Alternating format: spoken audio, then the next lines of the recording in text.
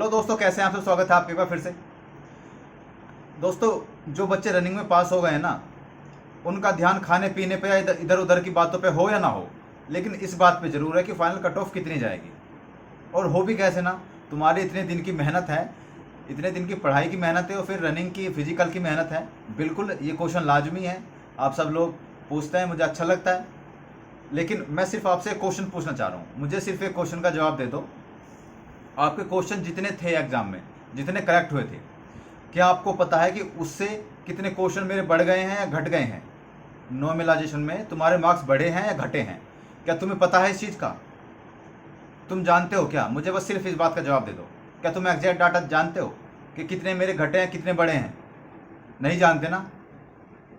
तो फिर जब आप अपने ही क्वेश्चन नहीं जानते तो इतने सारे बच्चे हैं जो पास हुए हैं, उन सब के क्वेश्चन या उन सब के नंबर कैसे जान पाओगे? जब तुम्हें अपने ही नंबर नहीं पता, सबके कैसे जान पाओगे?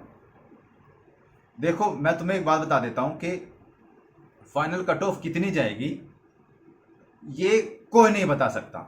मतलब अगर कोई भी कोचिंग वाला या यूट्यूब पे या कहीं भी एनी बड़ी अगर आपको ये बताता है कि फाइनल कट ऑफ इतनी जाएगी, तो बिल्कुल झूठ बोल रहा है भाई। बिल्कुल विश्वास मत करना।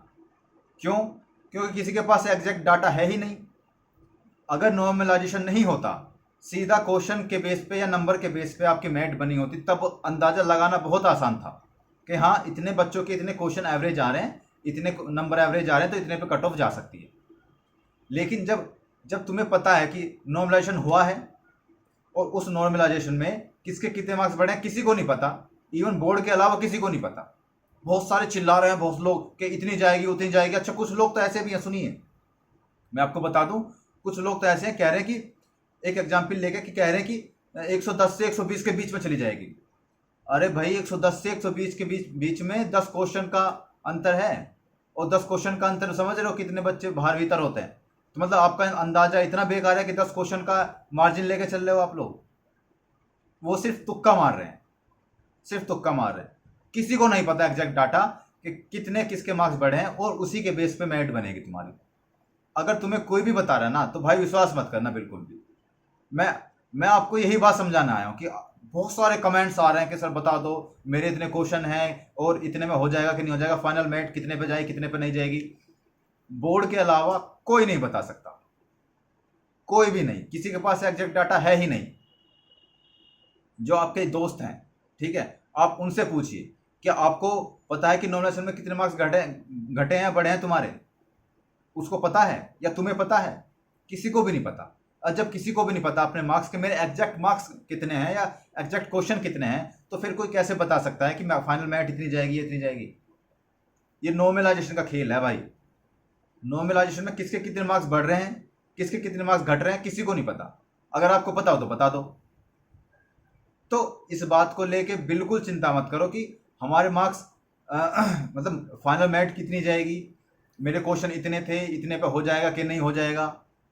और तुम बहुत लोग ये भी क्वेश्चन पूछते हैं कि सर जो आपके वाली वो थी भर्ती थी, उसमें कितने मार्क्स ऊपर नीचे हुए थे? तो मैं आपको बिल्कुल एग्जैक्ट मैं बताता हूँ, जैसे मुझ पे बीती थी ना, मैं आपको सेम वैसे बताता हूँ।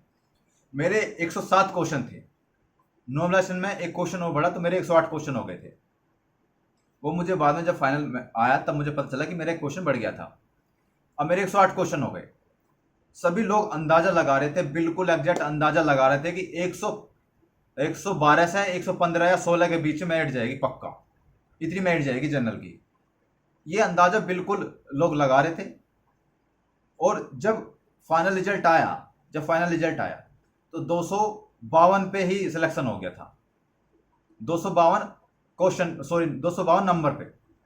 अब बताओ तुम यार, मतलब जब किसी को पता ही नहीं है कि मेरे नंबर कितने हैं कितने नहीं। और जो लोग थे ना जो बता रहे थे कि मतलब 115 पे जाएगी मेरिट, हमारे टाइम पे 115 पे जाएगी, 116 पे जाएगी, 117 पे जाएगी, उनके साथ बिल्कुल धोखा हो गया बेचारा। जो यूट्यूब पे बहुत लोग बता रहे थे कितनी जाएगी इतनी जाएगी, घंटा कुछ भी नहीं गई, क्योंकि नॉर्मलाइजेशन में मार्क्स इतने घट गए लोगों के, पेपर ही इतना टफ दे दिया था उन्होंने।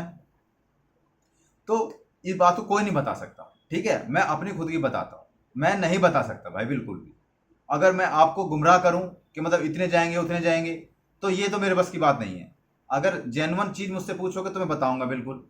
और ये आपका क्वेश्चन जेन्युइन है, आप बिल्कुल क्वेश्चन करिए, ये जेन्युइन क्वेश्चन है, क्योंकि चिंता भी होती है, 3 दिन की मेहनत लो आप लोगों की है। लेकिन मैं इस क्वेश्चन का आंसर नहीं दे पाऊंगा भाई, मैं किसी को अंधेरे में नहीं रख पाऊंगा। बहुत लोग बता रहे होंगे यूट्यूब पे, सोशल मीडिया पे, आप सब लोग सुन भी रहे होंगे उन्हें, मुझे पता है सब लोग सुनते हैं, सुन भी रहे होंगे, सुनिए, कोई दिक्कत नहीं है।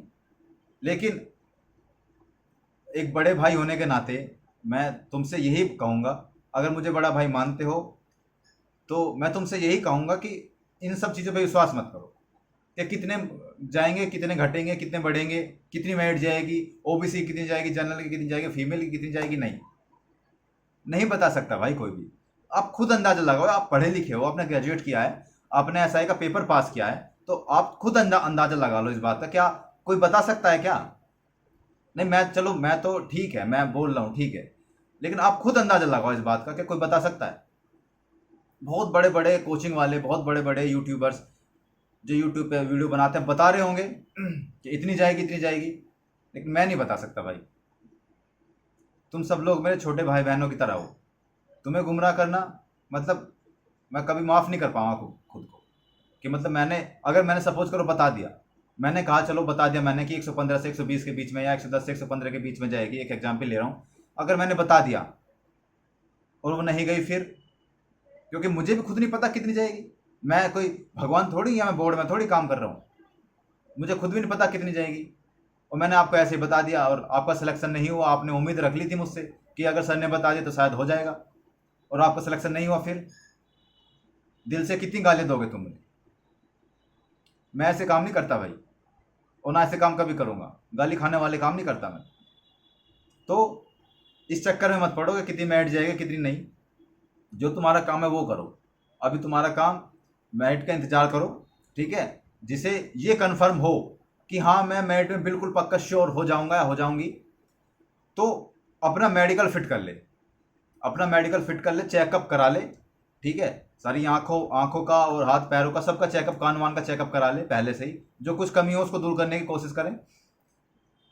फाइनल मेरिट का इंतजार आप लोगों को करना ही पड़ेगा। इतने दिन से इंतजार किया आपने, 2021 से अब तक इंतजार कर रहे हो, लगभग 1 साल हो गया। हालांकि 1 साल बहुत जल्दी, मैं कह रहा हूँ बहुत ही जल्दी आपकी वैकेंसी पूरी होगी। एक 1.5 साल के अंदर वैकेंसी पूरी हो जाएगी। हमें 6 साल लग गए थे यार, 5 साल लग गए थे ट्रेनिंग पे जाने के लिए। तो बहुत जल्दी तुम्हारी वैकेंसी पूरी है, बहुत लकी इंसान, बहुत लकी कैंडिडेट्स हो यार तुम। तो इतने दिन आपने इंतजार कर लिया, कुछ दिन और इंतजार कर लो यार। मैं फालतू की बातें नहीं बताता कि मतलब इतनी चली जाएगी उतनी चली जाएगी, मेरी बात मान लो, ये कर लो वो कर लो, नहीं, नहीं बता सकता मैं। तो समझ गए होंगे आप मैं क्या कहना चाह रहा हूँ। तो जितने भी लोग बता रहे हैं आप उनकी बातों को सुनिए, लेकिन दिल से मत लीजिए, दिल से मत लीजिए कि हाँ हमारी मेरिट इतनी ही जाएगी। सुन लीजिए आप उनको, कोई दिक्कत नहीं है, लेकिन एक बड़े भाई होने के नाते मैं तुमसे बता रहा हूँ, जितनी भी एडवाइस दूंगा सही दूंगा, गलत एडवाइस नहीं दूंगा तुम्हें। अगर एडवाइस सही लगे तो बता देना कमेंट बॉक्स में, और अगर बहुत लोगों को लगेगा भी कि पता नहीं क्या बके जा रहा है, क्या बोले जा रहा है, क्योंकि तुम्हें ना इस टाइम वो चीज़ें अच्छी लग रही हैं जो तुम सुनना चाहते हो। अगर आपके क्वेश्चन 105 हैं तो आप सुनना चाहते हो कि 105 पे सिलेक्शन हो जाएगा, तुम्हें वही चीज़ें अच्छी लग रही हैं कि 105 पे सिलेक्शन हो जाएगा। तुम वही वीडियो देखते होगे जिसमें कट ऑफ वो 105 के नीचे ही बताता होगा। अगर वो कट ऑफ 110 पे बता देगा ना तो आप कहोगे बेकार है यार, छोड़, इसे नहीं पता कुछ भी। अब आज के टाइम में सिर्फ वही लोग सुनना चाह रहे हैं जो उनके मुताबिक है, जो वो सुनना चाह रहे हैं वही सुनते हैं। तो मैं वो नहीं बोल सकता जो आप लोग सुनना चाह रहे हैं कि सर फाइनल कट ऑफ बता दें, मैं बता ही नहीं सकता, मेरे पास डाटा ही नहीं, मैं कैसे बता दूं। अगर एक बार को नॉर्मलाइजेशन नहीं होता तब मैं बता सकता था कि हाँ इतनी मेरिट चली जाएगी लगभग, पर लेकिन नॉर्मलाइजेशन का खेल ऐसा है, तुम लोग भी जानते हो, ऊपर से नीचे लेके आता, नीचे से ऊपर लेके चला जाता, किसी को कुछ नहीं पता कौन ऊपर जाएगा कौन नीचे जाएगा, किसी को नहीं पता। मैं जब मेरा सिलेक्शन हुआ था तो 107 पे इतना डर लग रहा था मुझे, मैं 80% श्योर था कि शायद ना हो मेरा सिलेक्शन, लेकिन हो गया। एक नॉर्मलाइजेशन की तो बात है ही, मेरा एक क्वेश्चन बढ़ गया, लेकिन हो गया ना सिलेक्शन। तो आप लोग क्यों चिंता कर रहे हो यार? आप अपना काम करो आगे, जो आपका काम है वो बोर्ड का काम है, मेरिट बनाना और ये लिस्ट दिखाना और सारे क्वेश्चंस दिखाना, वो बोर्ड अपना आप करेगी। ठीक है, तो इस बात की चिंता मत करो, अपना काम रेगुलर करते रहो। जो आपका मेडिकल रह रहा, मेडिकल में पहले तो फाइनल मेरिट की वेट करो, जब फाइनल मेरिट आ जाएगी तो मेडिकल पे अपना पूरा फोकस रखना। ठीक है, तो समझ गए होंगे, आई होप कि तुम लोग समझ गए होंगे मैं क्या कहना चाह रहा हूँ। इतनी देर से बकबक कर रहा हूँ तो समझ गए होंगे मेरे ख्याल से। बहुत लोग बोलेंगे अरे किसे कुछ नहीं पता यार, ये क्या गा रहा है क्या नहीं गा रहा। ठीक है, चलिए मिलते हैं अगली वीडियो में, तब तक के लिए जय हिंद।